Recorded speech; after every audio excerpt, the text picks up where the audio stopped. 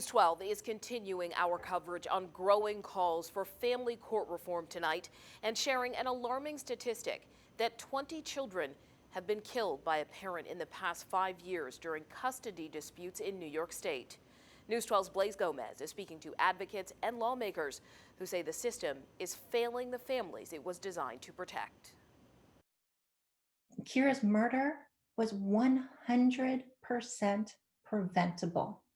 She should never have been with him that day. Jacqueline Franchetti's 28-month-old daughter, Kira, was on a New York State family court-approved visit in Virginia with her father when he shot her twice in the back and set fire to his home in a murder-suicide. I fought for her, but our court system is set up to protect the abuser and not the child, and that must end.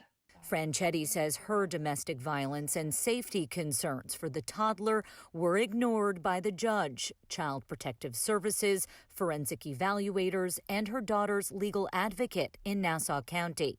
The 2016 tragedy is one of many custodial cases nationwide, grabbing headlines and shining a spotlight on problems and loopholes in custodial courts.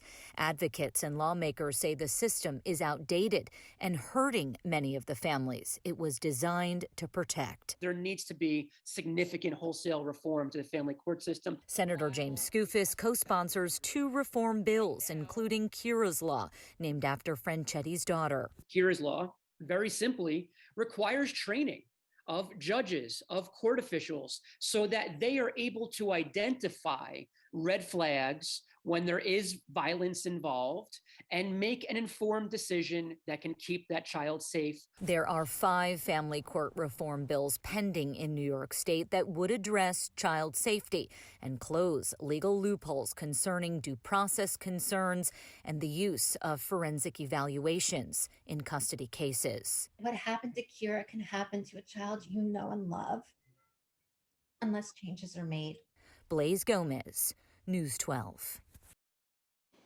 And just this week, the Governor's Blue Ribbon Commission released a report recommending that courts discontinue the use of psychiatric evaluations for parents, citing biases, inequalities, and harmfulness to kids.